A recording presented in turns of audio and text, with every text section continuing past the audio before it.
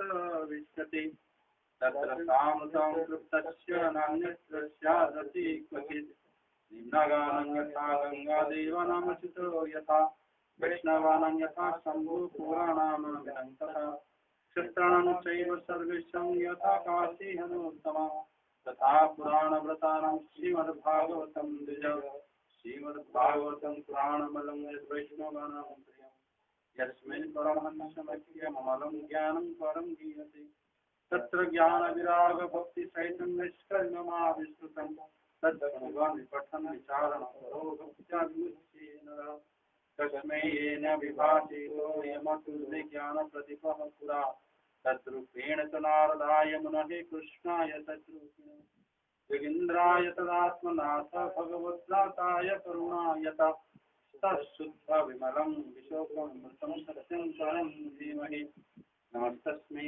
भगवते वासुदेवाय साक्षिणे यैदं कृपया तस्मै वासचक्षुषे ममोत्सवे योगीन्द्राय नमस्तस्मै शुभाय ब्रह्मरूपिणे संसार सर्वद्रष्टव्य विष्णुदासनमोऽस्तु भवे यथा भक्तिः पादयुगो जायते तथा कुरुष्व देवी स्वनाथस्त्वं यो मतः प्रभु नाम संकीर्तनं यस्य सर्वपापप्रणाशनं प्रणामदुःखशमनं नमामि हरिं परम्।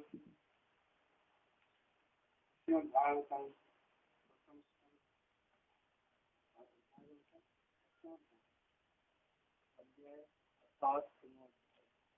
अष्टम अध्याय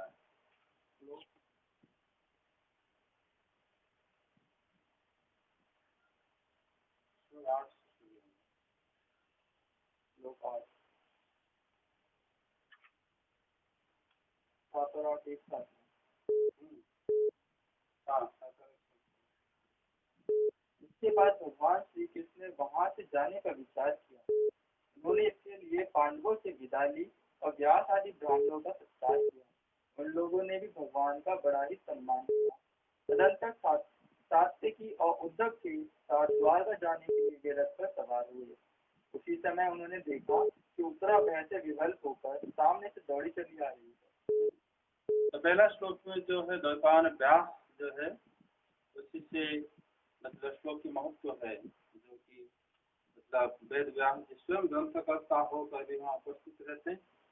इसी में मतलब ग्रंथ की भागवतम की जो भक्ति में वैधता आदि ज्यादा संगत या पूर्णता प्राप्त करता है।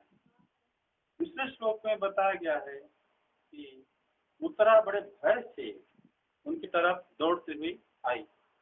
जो उत्तरा भय से आई उनकी तरफ, श्री भगवान की तरफ, ये भय ही रति है। भय उनके अंदर कृष्ण की प्रेम है, इसीलिए उन्होंने डरते हुए आई। क्योंकि शास्त्र में देखा जाता है जैसे मान लो पूतना जो कि आकृति से भयानक है वो श्री कृष्ण से भय करते हैं। उसी प्रकार शिशुपाल जो कि स्वभाव से भी भयानक है वो भी श्री कृष्ण से भय करते हैं। जिस तरह इंद्रादि देवता भगवान शंकर, ब्रह्मादि देवता ये सब भी क्या करते हैं, भगवान श्री कृष्ण से भय करते हैं। मात्र ये जो भय है ये सब रति शून्य है। वो डर के पीछे कोई प्रेम नहीं छुपा है, इसीलिए वो मतलब रस शास्त्र में, रस अवलंबन में उनको नहीं गिना जाता। लेकिन जो भय में रति रहता है उस भय को मतलब शास्त्र में गिना जाता है। और रूप गोस्वामी पाद भक्ति साम सिंह बताते हैं कि ये जो रस जो है, जो डरते हैं, डरने वाला रस, ये स्त्री और बच्चों में देखा जाता है। बालक और स्त्री में से ये जो है रस पैदा होता है और कृष्ण प्रीति से ही पैदा होता है। कभी कभी अज्ञान मतलब अगचोर की अंदर भी पाया जाता है। जैसे काल्य भगवान श्री कृष्ण को उपासना करते हैं, हे मुरारी, आपके सामने मुझ शूद्र सर्प का क्या गिनती है, आप मुझे दीन के प्रति कृपा करें, रुष्ट ना हो, क्योंकि मेरे पर अगर आप क्रोध करोगे, आपकी जो सुधाम, आपके स्वरूप को मैं नहीं जानकर मैंने बहुत बड़ा अपराध किया है। हे प्रभु, मुझे आश्रय, मुझे आप कृपा करें। यहाँ पर कालिया के अंदर डर भी है कृष्ण के प्रति, लेकिन उस डर के अंदर उसकी भक्ति भी छुपा है। तभी उन्होंने भगवान श्री कृष्ण के शरण में उन्होंने आया है। कभी कभी देखा जाता है गोपियां जब मतलब ब्रज में कोई जैसे केशी दैत्य जब आया था, वो भयाकुल हो गए थे। भयाकुल होकर भगवान श्री कृष्ण के शरण में गए थे, क्योंकि भय होने के बाद भी उनका प्रेम लुप्त नहीं हुआ था। तो वो वाला उसको रति युक्त भय कहा जाता है। उस मतलब भय के अंदर प्रेम छुपा रहता है, उसी को मतलब सारे भक्त लोग उसी को आदर करते हैं। इसी प्रकार यहाँ पर जो भय है उत्तरा, ये भय ही जो है भक्ति का भाव है। उसी से ही जो है यहाँ पर कहा गया है कि उत्तरा जो है डर के भगवान श्री कृष्ण के शरण में आए, ये उसकी भक्ति की भाव है। आगे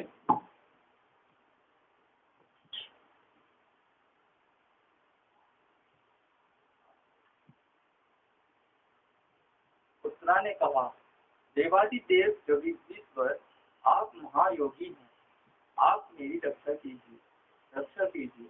आपके अतिरिक्त इस लोक में मुझे अभय देने वाला और कोई नहीं है, क्योंकि यहाँ सभी परस्पर एक दूसरे की मृत्यु के निमित्त बन रहे हैं। यहाँ पर उत्तरा भगवान श्री कृष्ण को पाही पाही महायोगिन देव देव जगतपते, हे जगन्नाथ आप जो है महायोगी हैं। उत्तरा इनको महायोगी भगवान को क्यों कहा, इसके आगे श्लोक से पता चलेगा। और इससे ये पता चलता है कि उन्होंने ये देखा कि जगत में सब एक दूसरे के, मैं देखता हूँ नान्यं तदो भयं पश्य, मैं आपको कभी मतलब मैं आपके सिवा किसी को नहीं देख पा रहा हूँ कि जो मेरे भय को दूर कर सके। और सब लोग जो है एक दूसरे के, सब डरे हुए एक दूसरे को मतलब परस्पर एक दूसरे की मृत्यु के कारण बन रहे हैं।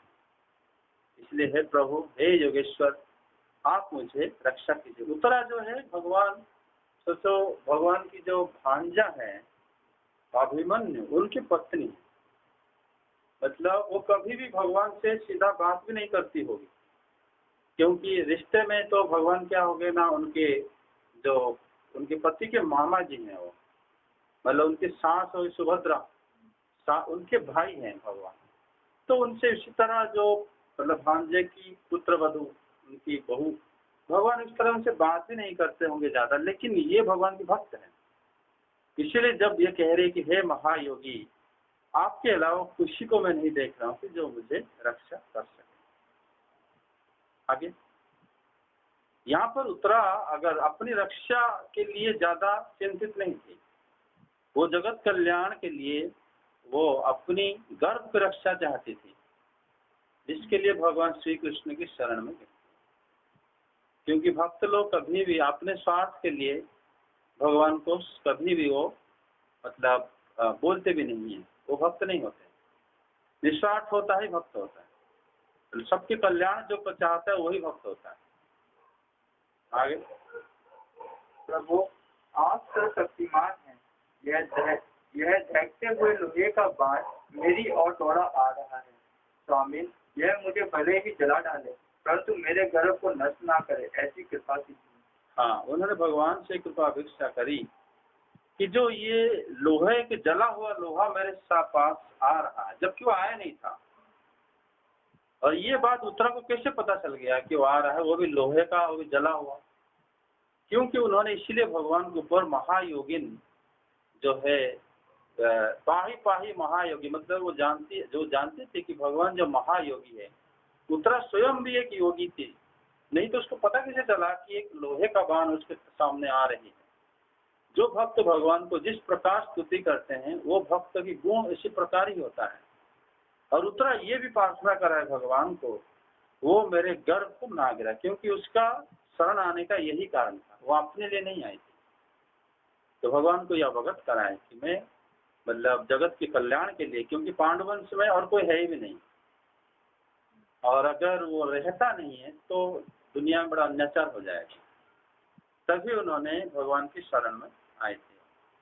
आगे तुलसी कहते हैं, भक्तवत्सल भगवान श्री कृष्ण उसकी बात सुनते ही जान गए कि अश्वत्थामा ने पांडवों के वंश को निर्विष करने के लिए ब्रह्मास्त्र का प्रयोग किया है। मतलब उत्तरा की बात सुनकर तस्या वचः, उससे उत्तरा की बात सुनकर उनको भगवान को पता चला। हाँ, भगवान जब उत्तरा की बात सुने तब भगवान को पता चला कि अश्वत्थामा जो है पांडवों को मतलब मारने के लिए, समाप्ति करने के लिए पूरा पांडु वंश को ये बाण चलाया है। भगवान को तब से पता चला। श्लोक में ही लिखा गया है कि जैसे उत्तरा ने मतलब वो भक्त वत्सल है भगवान, जब भक्त उनको किसी भी चीज के लिए गुहार करते हैं भगवान को, तब भगवान को पता चलता है। अगर भक्त लोग भगवान को गुहार नहीं करते तो भगवान को पता भी नहीं चलता। इसका अर्थ हो जाता है, क्योंकि अगर पहले श्री भगवान जब अश्वत्थामा को छोड़ दिए, ये कह के उसको छुड़वा दिए थे क्योंकि शास्त्र में नहीं लिखा गया, तो क्या उसी समय श्री भगवान को पता था कि अश्वत्थामा फिर दोबारा ऐसे अटैक करेगा? ये पता नहीं था। यहाँ पर इसी श्लोक में जैसे मतलब उत्तरा जब जैसे इस श्लोक में बताया गया है, उपधार्य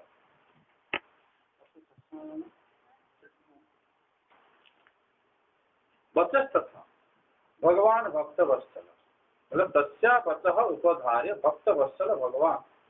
भगवान जो उत्तरा की बात सुनकर उनको पता लगा कि पांडवों को मतलब ये करने के लिए अश्वत्थामा ने ब्रह्मास्त्र चलाया है।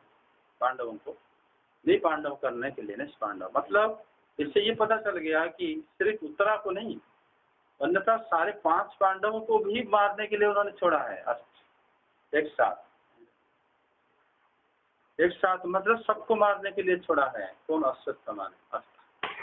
अगर सबको मारने के लिए छोड़ा है, भगवान को अब पता चला, क्योंकि उत्तरा, इसका कारण है श्लोक में बताया जा रहा है कि उत्तरा की बात सुनकर उत्तरा ने जिससे उनको भगवान को कहा, तब भगवान को पता चला। जीव गोस्वामी पाद इसलिए जब जरासंध की बंदियों की पत्र से यही व्याख्या करे हैं वो, क्योंकि संदर्भ में उन्होंने ये टीका दिए हैं, मतलब संदर्भ में ये बताया है उसमें तर्क कि श्री भगवान जो है जब तक भक्त उनको बताता नहीं है तो श्री भगवान को पता ही नहीं चलता भक्तों को अवस्था क्या है। अन्यथा जगत में इतने जो दुख में लोग रह रहे हैं, श्री भगवान को अगर पता है तो श्री भगवान उसका उपचार तो जरूर करते हैं, क्योंकि भगवान भक्त वत्सल है और परम कारुणिक भी है और जनार्दन भी है। उनका जो नाम है वो नाम का फिर निरर्थक हो जाएगा। श्री भगवान दुख भक्तों मतलब लोगों का दुख, जनार्दन का मतलब जन की दुख को जो दूर करते जनार्दन है। तो क्या सारे लोगों की जो दुख को भगवान पता नहीं लगता, या लगता है जानबूझ के कुछ नहीं करते? इसी श्लोक से पता चलता है कि जैसे उत्तरा की बात भगवान सुने, वो भक्त वत्सल होने के कारण उनको पता चला कि पांडव के मतलब मारने के लिए वो ऐसे ऐसे कर रहा है। इसका अर्थ अगर वो प्रार्थना नहीं करती, भगवान को पता ही नहीं चलता, ऐसे इसका अर्थ आ रहा है। मतलब श्री भगवान जो इससे क्या भगवान जो है सर्वसमर्थ सर्वज्ञ, और इसी से क्या उनमें ये दोष आ जाता है कि भगवान जो है कमी आ गया कि भगवान जो है सर्वज्ञ होते उनको पता कैसे नहीं चला। यहाँ पर बताया गया जब उत्तरा उनको प्रार्थना कर तब भगवान को पता चला, जब प्रार्थना नहीं करा तो भगवान पता ही नहीं चला होता। इससे ऐसे पता चलता है कि उपधार या ब्रह्म वचस्तथा भगवान तब पता चला जब उनको प्रार्थना करें। आगे सौरभ जी, उसी समय पांडवों ने भी देखा कि जलते हुए 5 पाठ हमारी ओर आ रहे हैं, इसलिए उन्होंने भी अपने अपने अस्त्र उठा लिए। हाँ, उसी समय जो है जो श्लोक में एक शब्द है जो दीप्तान पंच सहायका, उसमें विदुखान दीप्तान लक्ष्य पाददूः, मतलब उससे पहले बताया कि पांडवाः पंचसायकान् आत्मविमुखान् दीप्तान् रक्षा। दीप्तान जो है वो जो 5 बाण आ रहा था बड़े देदीप्यमान था। इसका अर्थ ये भी पता चलता है, जो तारी वास्तव से पता चलता है कि उसी समय एक ही समय पर जब उत्तरा के पास बाण आ रहा था, उत्तरा दूर से पता चल गया उसको, उसके बाण आ पहुंचा नहीं था तब उसको पता चल गया कि आ रहा है मेरी तरफ। क्यों? योगी थी वो, तभी उन्होंने श्री भगवान को महायोगी कहकर प्रणाम करा है। और जब वो बाण आ रहा था, पांडव लोग उसी समय देखे कि हमारे पास 5 बाण आ रहा है, मतलब 6 बाण आ रहा था उस समय उत्तरा के लिए एक, और मतलब सब पांडवों को मारने के लिए। उसी समय जब वो 5 बाण जो आ रहा था वो दीप्तान, वो बाण बड़े देदीप्यमान था। मतलब दीप्तान शब्द से ये पता चलता है। उसके बाद देखो पांडव लोग जो है अपने अपने अस्त्र उठा लिए, अस्त्राणि उपाददुः, उनके अस्त्र के लिए दीप्तान या दिव्यमान लिखा नहीं गया। पांडव लोग खाली अस्त्र, उसको रोकने के लिए अस्त्र उठा लिए। इस तरह जैसे मान लो एक हाथी, मतलब एक क्या शेर जो कि बिना डरे आ रहा है खाने के लिए, लेकिन छोटा सा बच्चा उसको मतलब रोकने के लिए खड़ा हो गया। इसमें उसका साहस को दाग देनी पड़ेगी कि वो काफी मतलब अपने कर्तव्य को पूरा कर रहा है। उसी प्रकार जब वो ब्रह्मास्त्र आ रहा था देदीप्यमान 5 और इसके पास एक 6 आ रहा था, और उसी समय ये अपने अपने अस्त्र लेके खड़े हो गए। क्यों? ये श्री कृष्ण को दिखाया कि हम अपना कर्तव्य कर रहे हैं। उनको पता है कि हम उसको रोक नहीं पाएंगे। 5 पांडव जो थे अपने अपने अस्त्र लेके खड़े हो गए। और उसके आगे सर्वशक्तिमान भगवान श्री कृष्ण ने अपने अनन्य प्रेमियों पर, शरणागत भक्तों पर बहुत बड़ी विपत्ति आई जानकर अपने निज अस्त्र सुदर्शन चक्र से उन निज जनों की रक्षा की। हाँ, मतलब यहाँ पर जो है देखिए कि भगवान देखिए कि निष्ठा, मतलब जो निष्ठा करने वाले पांडव की बड़ी दुष्परिहार विपत्ति आया है। मतलब जो विपत्ति वो लोग हटा नहीं सकते, वो विपत्ति आ गई।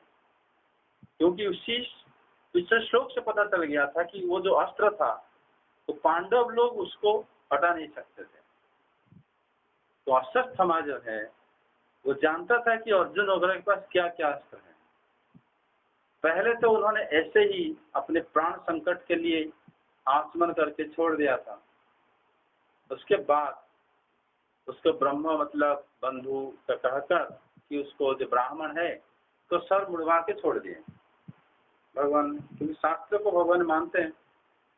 और उसके बाद श्री भगवान ने देखे कि दोबारा फिर छोड़ा है, और ऐसे छोड़ा है कि ये 5 भाई मिलकर उसको रोक नहीं सकते अस्त्र को। लेकिन भगवान देखे मेरी प्रेमी भक्त, भले ही मेरे सामने वो लोग भले जानते हैं कि उसको रोक नहीं पाए, लेकिन कोशिश कर रहे हैं। भगवान तुरंत देखे कि मतलब एक दुष्परिहार विपत्ति आया है अपने भक्तों के प्रति, तुरंत उन्होंने उनको रक्षा करे। भगवान सुदर्शन चक्र द्वारा वो उसको निष्फल कर दिया। जबकि सुदर्शन चक्र भगवान की इच्छा से ही चलता है। कभी कभी जो देखा जाता है पुराणों में कि सुदर्शन चक्र भी रावण और मेघनाद वगैरह भी साधना करे थे। ब्रह्मास्त्र, पाशुपतास्त्र, सुदर्शन, विष्णु के सुदर्शन चक्र, क्या उसी समय सुदर्शन उसी प्रकार शक्तिशाली था जब भगवान श्री कृष्ण चलाते हैं? नहीं था। सुदर्शन जो है भगवान श्री कृष्ण की इच्छा से चलता है वो। और जो असुर लोग जब मतलब पाशुपतास्त्र हो गया, सुदर्शन अस्त्र हो गया, और ये अगर वो ग्रहण करते भी हैं वो उनको एक निर्दिष्ट उनको धोखा देता है। वो रहते ये सोचते हैं कि हमारे पास है, लेकिन वो उनको उसी प्रकार शक्तिशाली वो नहीं हो पाता। यहाँ पर श्री हरि सुदर्शन चक्र क्या अगर चाहते, जैसे भगवान श्री राम के जब लीला में देखा जाता है, भगवान जब श्री राम अवतार में आए थे तो उन्होंने तिनका से एक तिनका उठा के फेंक दिए थे। किसके प्रति? जयंत के प्रति। तो उसको त्रिभुवन में कहीं जगह नहीं मिला था, मतलब कोई उसको रोक नहीं पाता है तिनका को। उसी प्रकार समझना चाहिए। भगवान सुदर्शन चक्र तो एक उनका बहाना है कि सुदर्शन चक्र से मैंने मतलब परास्त कर दिया। इसमें सुदर्शन अस्त्र का कोई मतलब महत्व नहीं, यहाँ पर भगवान की भक्त वत्सलता ही महत्व है। भगवान कैसे भी उनको रक्षा कर सकते हैं, क्योंकि सुदर्शन चक्र से देखो आगे श्लोक में पता चलेगा। योगेश्वर श्री कृष्ण समस्त प्राणियों के हृदय में विराजमान आत्मा है। उन्होंने उत्तरा के गर्भ को पांडवों की वंश परंपरा चलाने के लिए अपनी माया के कवच से ढक दिया। यहाँ पर देखो उन्होंने उत्तरा को मतलब मतलब पांडव के इसको बचाने के लिए उन्होंने क्या करे, जो उत्तरा के गर्भ को माया से ढक दिया। यहाँ पर बचाने शब्द जब जब आता है ये समझ लेना चाहिए, शरीर को बचाने के लिए भगवान ये नहीं करते, उनको हमेशा के लिए अपना करने के लिए बचाते हैं, मतलब उनको भक्ति प्रदान कर देते हैं। तो वही हुआ भी, परीक्षित महाराज को भगवान बचाए, मतलब भक्त हुए, भगवान उनको दर्शन भी दिए और कितने बड़े भक्त हुए कि हम आज जो जगत में इतने सारे मतलब प्राणी जिसके ऋणी भी हो जाएंगे। भागवतम मतलब इस प्रकार हुआ है कि उसको कोई भी अध्ययन करेगा भगवान के धाम जा सकता है। और परीक्षित महाराज भगवान इसलिए इसी प्रकार रक्षा करते हैं। जैसे रानी कुंती जो बताए थे आपने हमें बार बार रक्षा करे, मतलब बार बार उनकी भक्ति को और बढ़ाए थे भगवान ने पांडवों को।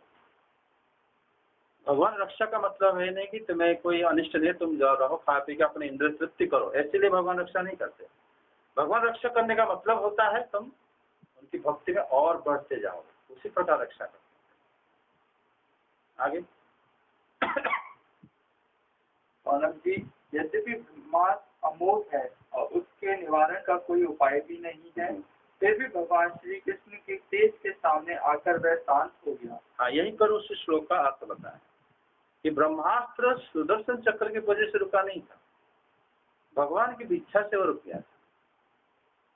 भगवान जैसे यहाँ पर जो भगवान हरि और हर जब युद्ध लगे थे, भगवान शिव जी और भगवान श्री कृष्ण बाणासुर के समय तुमने सुना होगा, उसी समय भी भगवान जो नारायण अस्त्र जब उनको सृष्टि के प्रलय कालीन अस्त्र शिव ज्वर जब भगवान शंकर जी ने उनके ऊपर छोड़े थे, उसी समय वो तो प्रेम कला है, उसमें भगवान श्री कृष्ण तो मतलब वो लीला दिखाने के लिए वो कराए थे, तो उसमें लेकिन वो शिव ज्वर अस्त्र भी शांत हो गया था, कुछ नहीं कर पाया।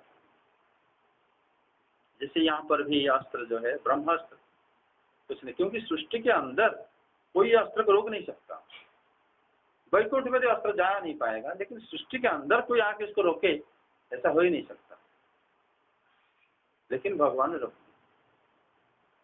तभी तो वो भगवान है, तभी तो सब लोग मतलब उन्हीं के शक्ति के आगे सब निरस्त है। माया सृष्टि के अंदर भगवान शिव जी का पाशुपत अस्त्र हो गया, या उनकी त्रिशूल कह सकते हो, या उनकी जोर अस्त्र, जिस जोर अस्त्र से पूरा ब्रह्मांड को ध्वंस कर देते हैं भगवान शंकर, उसी में कुछ नहीं बचता, तब भी वो अस्त्र भी भगवान श्री कृष्ण के सामने निरस्त हो गया।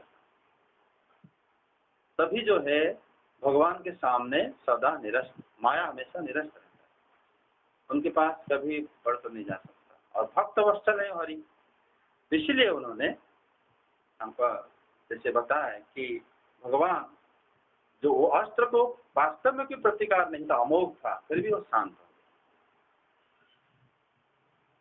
और यहाँ पर जो उत्तरा की गर्भ की बात कहा गया है, स्वामी पाद बताते हैं कि भगवान बाहर थे, सुदर्शन चक्र से वो अस्त्र को रोक रहे थे, फिर भी उत्तरा के गर्भ में प्रवेश कर गए थे उसी समय। ये बात परीक्षित महाराज बाद में आके बताए थे कि परीक्षित महाराज गर्भ के अंदर उनको होश भी आ गया, भगवान की इच्छा था। जब भगवान कहा किसी को दर्शन देना चाहते हैं वो तो सारे इंद्र खुल जाएंगे उसके, वो बच्चा हो के भी उसको पता चल गया मातृ के गर्भ में। और देखिए कि एक छोटे से पुरुष मतलब उनके बराबर के गर्भ के अंदर है वो, और अपने गदा चारों तरफ से घुमा रहे हैं, तो भगवान दिखाने के लिए। तो भगवान बिना गदा घुमाए भी अस्त्र को नलिफाई कर सकते थे। तो देखिए कि मेरी माँ के गर्भ को जलाने के लिए बहुत सारे अग्नि उपस्थित है, लेकिन कोई एक पुरुष, वो दिव्य सुंदर पुरुष उसको एक गदा लेके अपनी मतलब 4 हाथ में शंख चक्र गदा पद्म धरे हुए हैं, लेकिन वहां पर गदा को घुमा रहे हैं चारों तरफ, और परीक्षित महाराज उनको देखकर उनके प्रति काफी आकृष्ट हो गए थे। ना उन्होंने भगवान को वहां पर उसी समय पहचान पाए कि भगवान है, न श्री भगवान उनसे कोई वार्तालाप कर रहे थे, सारे दर्शन दे दिए थे परीक्षित महाराज को। वो बात परीक्षित महाराज प्रकट होने के बाद पता लगाए थे। और लेकिन यहाँ पर लग रहा था कि भगवान ने बाहर मतलब सबको जो 5 अस्त्रों को रोक रहे थे, लेकिन उत्तरा गर्भ को आच्छादित कर दिए। वास्तव में भगवान उसके गर्भ के अंदर घुस गए थे उसी समय। आगे, यह कोई आश्चर्य की बात नहीं समझनी चाहिए, क्योंकि भगवान तो सर्वश्चर्यमय है, सर्व ऐश्वर्यमय है, सब आश्चर्यमय है, आश्चर्यमय है। वे ही अपनी निःशक्ति माया से स्वयं अजन्मा होकर भी इस संसार की सृष्टि, रक्षा और संहार करते हैं। हाँ, इसी श्लोक में जो सृजत्यवती अंतजः, भगवान जो है इनके लिए कोई आश्चर्य बात नहीं है कि उन्होंने ऊपर मतलब पांडवों को बचा लिया और अंदर जाके परीक्षित को बचा लिया, ये उनके लिए कोई आश्चर्य बात नहीं। हाँ, परीक्षित को तो अंदर जाके बताने के लिए श्लोक में बताया गया है जो अंतस्तः सर्वभूतानां, मतलब भगवान हरे के अंदर है, इसलिए बताया गया था क्योंकि भगवान वहां पर भी थे परीक्षित महाराज के सामने। और यहाँ पर जो है श्री भगवान को ये बताया गया कि इनके लिए कोई आश्चर्य नहीं है। इसलिए आश्चर्य नहीं है क्योंकि श्री भगवान जो वो सृष्टि करते हैं, यहाँ पर वो शब्द क्यों शुद्ध गोस्वामी बोले हैं, माया दिव्या सृजत्यवती यंतजः, भगवान जो सृष्टि करते हैं वो इतना आश्चर्य है, उससे बढ़कर ये क्या आश्चर्य है, उनके लिए कुछ आश्चर्य नहीं। बोले सृष्टि जब करते हैं वो आप ऐसा नहीं कि एक ईंट रखो और एक पत्थर रखो घर बन गया, भगवान कुछ नहीं करते, यहाँ पर आते भी नहीं, फिर भी सारा वो कर लेते हैं। ये इससे बड़े आश्चर्य से और क्या हो सकता है। हमारा अंदर जो सारे गुण है, हमारा शरीर, हमारे मन, बुद्धि, अहंकार, सारे इंद्रियां, हमारे चक्षु, सब कुछ उन्हीं से आया है, लेकिन वो इनके ये एक चीज किसी के चीज मतलब हमारे जो अवयव है उससे शायद भगवान का कोई संबंध नहीं है। ये सबसे बड़े आश्चर्य चीज, मतलब हम जो देख पा रहे हैं, ये चक्षु, ये सूर्य, ये रोशनी, ये सब उनसे आया हुआ है, लेकिन ये जो है भगवान ये सब में नहीं है, मतलब प्रत्यक्ष रूप में इस जगह में नहीं रहते हो, अप्रत्यक्ष है। वो यहाँ बिना आए हमारा सब कुछ कर देते हैं और हमारे अंदर वो गुण डाल देते हैं जो गुण उनके पास भी नहीं है। इससे बड़ी आश्चर्य क्या हो सकता है। उनके पास जो जो गुण है वो गुण हमारे पास नहीं है, उनके पास जो गुण नहीं है वो गुण हमें प्रदान कर देते हैं भगवान। मतलब इससे बड़े आश्चर्य चीज और क्या हो सकता है। तुम्हारे पास जो चीज है, मान लो घर में, तुम उसी चीज का तो खाना बनाओगे, जो है ही नहीं तो बनाओ कैसे। भगवान वही करते हैं, जो उनके पास मतलब है ही नहीं फिर भी उसी का बना देते हैं। हमारे भाई को पूरे जगत जो बन जाता है, इसमें इतने जलचर जीव, अंतज जीव, मनुष्य, इतर स्थावर जंगम, फिर उसके बाद सबकी खाना पीना रहना, सबकी इंद्रिय तृप्ति के लिए सब कुछ व्यवस्था करना, सब कुछ उन्होंने करा है, लेकिन फिर भी इससे वो पूरा दूर रहते हैं। इससे बड़े आश्चर्य और क्या हो सकता है। इन्होंने जो उत्तरा के गर्भ में चले गए और पांडवों को रक्षा कर, यह आश्चर्य चीज लगता है। यह आश्चर्य, इसी के सामने क्या आश्चर्य है। वो बिना आए यहाँ पर आराम से सृष्टि कर देते हैं। ब्रह्मा जी को ज्ञान दे देते हैं बिना पढ़ाए। तुम्हें पढ़ाने के लिए बुला के लिखो, ये ऐसे ऐसे पढ़ाते हैं। भगवान ब्रह्मा जी को लेके ट्यूशन वगैरह कुछ नहीं दिए थे, फिर भी ब्रह्मा जी को सब बताते। इससे बड़े आश्चर्य और क्या हो सकता है। उन्होंने बिल्कुल बिना स्पर्श करे प्रकृति को, प्रकृति सृष्टि कर देते हैं। इसलिए तो कोई कहते हैं कि सृष्टि वास्तव में इसमें कौन मालिक हो सकता है, लेकिन देखते हैं कि सारे पीछे कारण वही है। जबकि देखा जाए कि सृष्टि के अंदर जो जो जो जो अवयव है वो श्री भगवान से काफी दूर है। श्री भगवान से कोई लेना देना नहीं, लेकिन उनके बिना सृष्टि नहीं हो सकता। ये बड़ा आश्चर्य चीज। आगे, जब भगवान श्री कृष्ण जाने लगे तब ब्रह्मास्त्र की ज्वाला से मुक्त अपने पुत्रों के और द्रौपदी के साथ सती कुंती ने भगवान श्री कृष्ण की इस प्रकार स्तुति की। यहाँ पर जो है ब्रह्मास्त्र तेज से जो मुक्त हो गए सब लोग। ब्रह्मास्त्र तेज मतलब दुनिया में सबसे बड़ी संकट भी भगवान के सामने नलिफाई हो गया। ये रानी कुंती जो है देख रही थी कि एक्चुअली इनके अलावा कौन हो सकता है जिनके मतलब मनुष्य जो है कोई भी भक्ति करे, तो कौन हो सकता है। और तभी महारानी कुंती जो है अभी आगे स्थिति है। यहाँ ब्रह्मास्त्र तेज, ब्रह्म तेज विनिर्मुक्तिर आत्मजयी, ये शब्द जो है यही जो है उसी में मतलब आदरणीय शब्द है कि सारे ब्रह्म तेज से जब सब मुक्त हो गया अपने पुत्र वगैरह, ये उनको बड़े आश्चर्य लगा था। कुंती देवी देखे कि इन्हीं के अलावा किसके शरण में आदमी जा सकता है। तभी उन्होंने सबके सामने भगवान को स्तुति करी। आगे कुंती ने कहा, आप समस्त जीवों के बाहर और भीतर एक रस स्थित हैं, फिर भी इंद्रियों और वृत्तियों से देखे नहीं जाते, क्योंकि आप प्रकृति से परे आदि पुरुष परमेश्वर है। मैं आपको नमस्कार करती हूँ। जय। कुंती देवी भगवान की मतलब माता के समान है, और क्योंकि वो उनकी बुआ भी हैं वो, लेकिन वो प्रणाम करें भगवान को। जो प्रणाम कर रहे हैं वो खुद प्रणाम में बताए हैं मैं प्रणाम क्यों कर रही हूँ। पहले इसलिए बता है नमस्य पुरुषम तम आदि ईश्वरम प्रकृत है परम।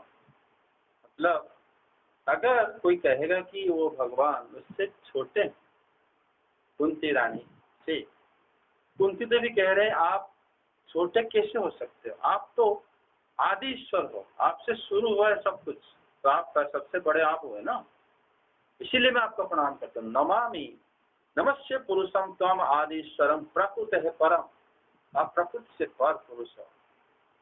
अलक्षम सर्वभूतानाम अंतर्बहिर्च अवस्थितम, मतलब आप मैंने देखा आप बाहर भी उपस्थित रहते हो और अंदर में भी उपस्थित रहते हो, इसलिए मैं आपको प्रणाम करता हूँ। कुंती देवी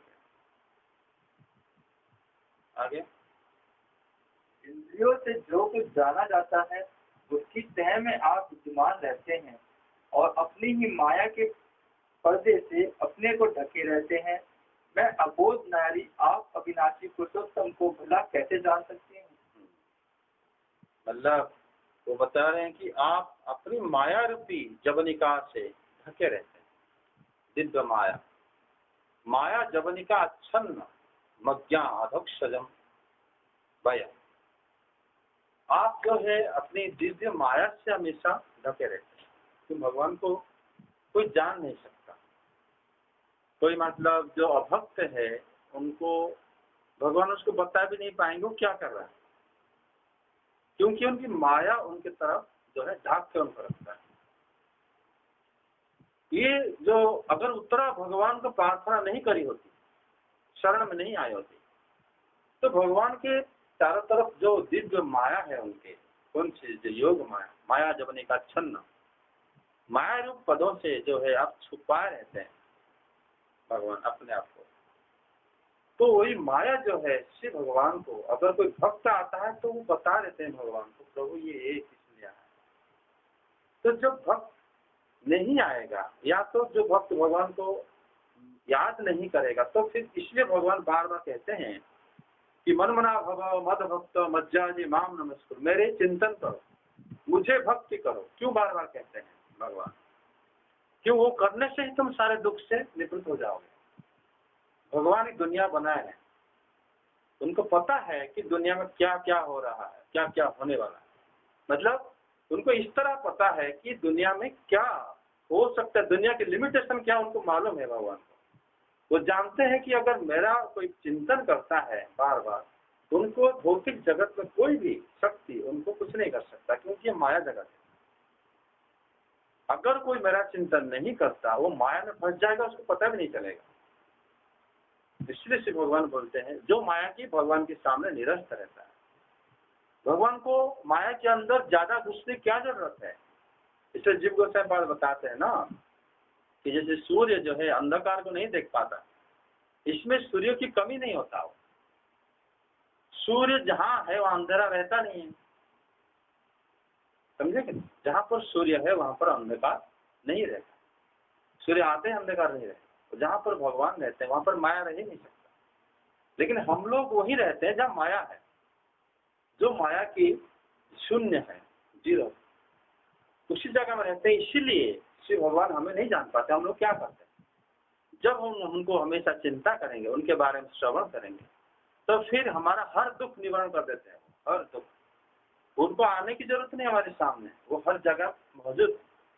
जैसे हम उनको चिंता करते हैं, जैसे हम उनकी भक्ति करते हैं, जैसे कुछ करते हैं, उनके नाम लेते हैं, तुरंत प्रकृति का कोई भी गुण तुम्हें हानि नहीं पहुंचा सकता। इसलिए भगवान भगवद गीता में ये बात बता है।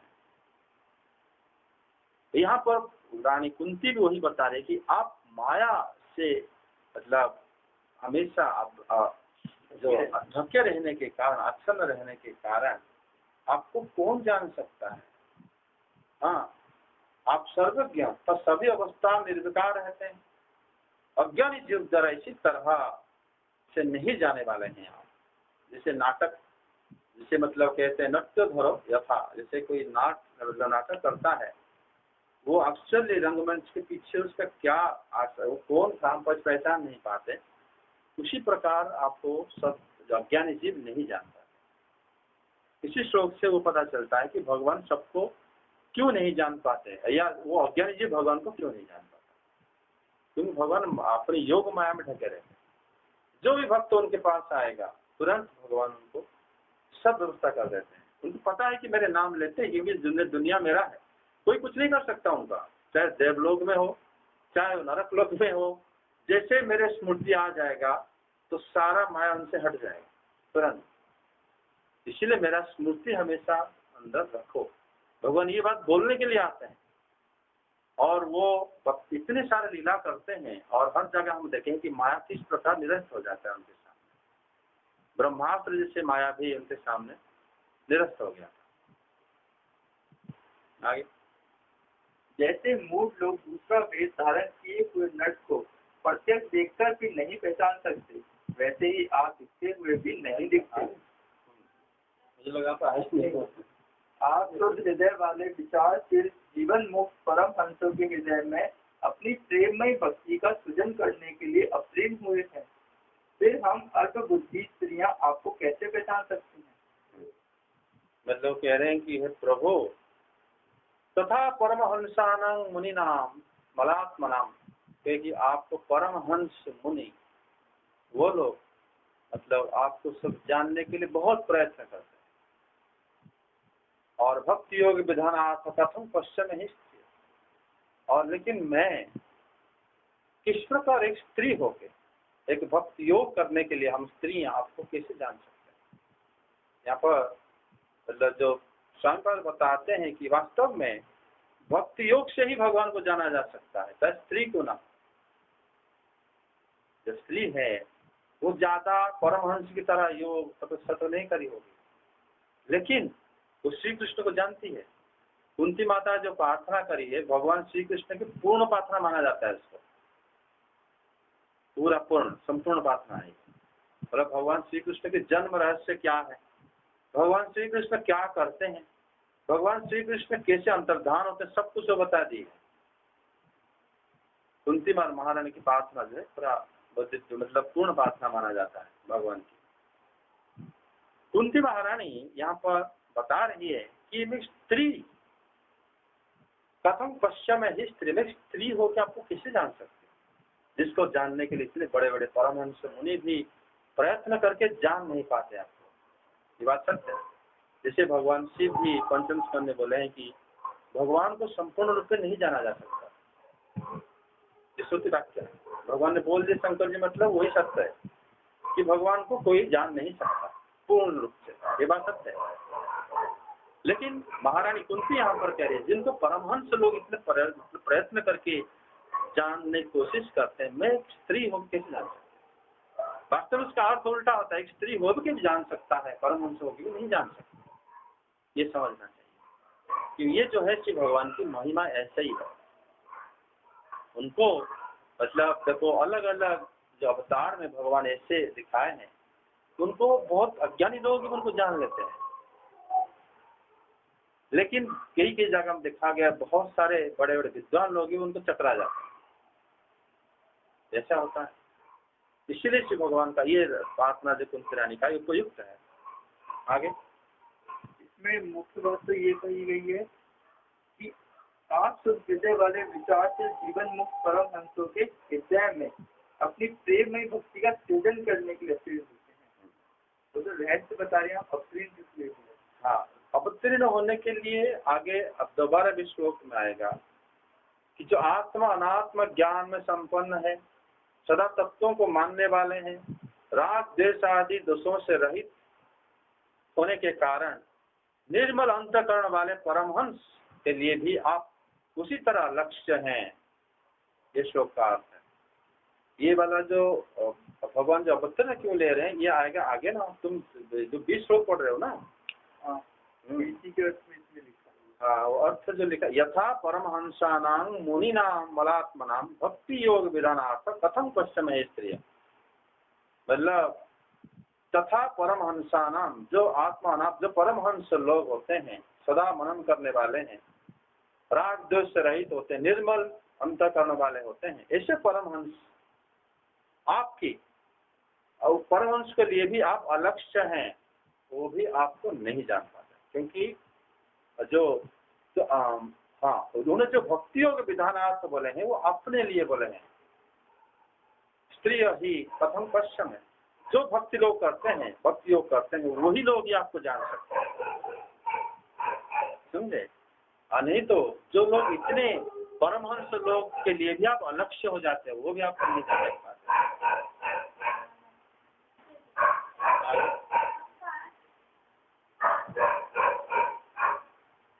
आप श्री कृष्ण वासुदेव देवकी नंदन नंद गोप के लाडले लाल गोविंद को हमारा बारंबार प्रणाम है। यहाँ पर इस श्लोक में महारानी कुंती जो है श्री भगवान की लीला का क्रम बता रही है। कृष्णाय वासुदेवाय देवकी नंदनाय च नंद गोप कुमाराय गोविंदाय नमः। एक मंत्र भी है, पूरे कुंती महारानी की जो स्तुति है पूरे मंत्र है, पूरे भागवतम हर एक श्लोक मंत्र में है। यहाँ पर जो है ये बता रही है कि हे कृष्ण, आप सबको आकृष्ट करने वाले कृष्ण, वासुदेवाय देवकी नंदनाय च नंद गोप कुमाराय गोविंदाय नमः। आप वसुदेव की प्रति कृपा करें हो, वसुदेव को आप पिता बनाए और उससे ज्यादा कृपा देवकी की करे हो, इसलिए देवकी नंदनाय च। उसके बाद नंद गोप कुमार, आप उससे ज्यादा कृपा नंद महाराज को और यशोदा रानी को करें। फिर गोविंदाय नमः, फिर गोविंद रूप में आप सबसे ज्यादा कृपा गोपियों की करें, क्योंकि गोविंद नाम जो है भगवान को इंद्रदेव दिए थे, वो भी गोवर्धन पर्वत उत्तोलन के बाद। उसी समय श्री भगवान जो है गोपियों के साथ उनका पूर्व राग चल रहा था। भागवत में वर्णन है, पूर्व राग का मतलब वो उसी समय गोपियों को देखना, उनके बारे में सोचना, मित्रों से बात करना, ये चल रहा था। पूर्व राग का मतलब वो गोविंद है। इसलिए यहाँ पर श्लोक में बताया गया कृष्णाय वासुदेवाय देवकी नंदनाय च नंद गोप कुमाराय गोविंदाय नमः। मतलब धीरे धीरे वासुदेव, फिर देवकी, श्री नंद यशोदा, फिर श्री राधा रानी आदि गोपियों को आप जिस प्रकार मतलब धीरे धीरे अपनी भक्ति को मतलब भक्ति की श्रेष्ठता को प्रदान करें, उसी भगवान श्री कृष्ण को मैं नमो नमः में प्रणाम करें। जैसे हमारा जो मंत्र भी गोपाल मंत्र जो भक्त करते हैं उसमें भी स्तर है, कृष्ण गोविंदाय गोपीजन वल्लभाय नमः, कृष्णाय गोविंदाय, उसमें भी मतलब स्तर स्तर होके बताया गया वो मंत्र में। आगे जिनकी नाभि से ब्रह्मा का जन्म स्थान कमल प्रकट हुआ है, जो सुंदर कमलों की माला धारण करते हैं, जिनके नेत्र कमल के समान विशाल और कोमल है, जिनके चरण कमलों में कमल का चिन्ह है, श्री कृष्ण ऐसे आपको मेरा बार बार नमस्कार है। जय। मतलब नाभि कमल है, हाँ, और कमल की माला धारण करे हुए हैं भगवान, और कमल के समान मनोहर नेत्र है उनके, और इसी भगवान आपका चरण कमल है, भगवान को बारंबार नमस्कार करते। इसमें कुंती देवी जो है श्री भगवान को ऐसे ही प्रणाम करे हैं। जो मंत्र जो है ये मतलब पूरे श्लोक ही बड़ा भक्तिमय श्लोक है। नमः पंकजनाभाय नमः पंकजमालिने नमः पंकजनेत्राय नमस्ते पंकजांघ्रिये। इसमें लेकिन और अलग तत्व के अंदर हम जाना नहीं चाहिए, क्योंकि इसमें देखो 4 उन्होंने जो पंकज शब्द उच्चार करे हैं, जबकि भगवान की 8 स्वरूप होता है। पंकज जो कमल भगवान की 8 जगह कमल की तरह होता है उनके, हस्त कमल, चरण कमल, नाभि कमल होता है, मुख कमल, फिर जो नयन कमल, फिर उनका जो भगवान की इस प्रकार अगर देखा जाए उनकी 8 जगह में कमल की, इसमें से माता कुंती ने कमल की माला को लेकर बाकी जगह को वर्णन करी है। ये शब्द का जो अर्थ है वो उसका जो है ये थोड़ा अलग अर्थ में कुंती रानी का, क्योंकि भक्त लोग जिस प्रकार भगवान को ध्यान करते हैं, मनन करते हैं, जो भक्त हैं वो लोग शुद्ध भक्त हैं। और कुंती महारानी जो है प्रेमी भक्त है भगवान की, वात्सल्य रस में भगवान से जुड़ी हुई है, तो उनका भगवान के प्रति जो भाव है, वात्सल्य भाव, उसी हिसाब से उन्होंने भगवान की स्तुति करी है। ये बड़ा महत्वपूर्ण है, तो इसलिए हम इसी से ही आगे जाना चाहिए।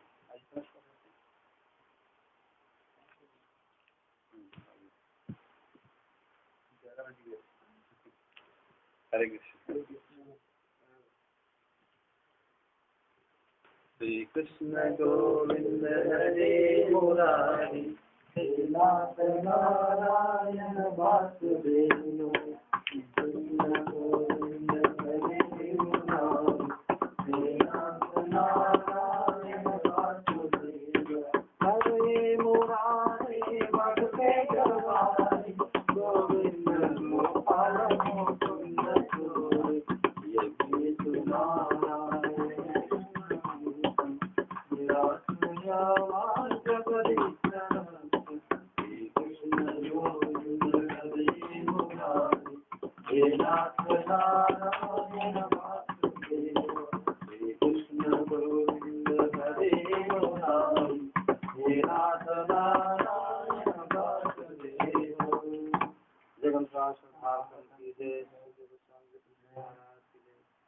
महारानी कुंती की जय, पंच पांडव की जय, देवी की जय, भगवान सभी भक्त की जय, जय जय श्री राधे।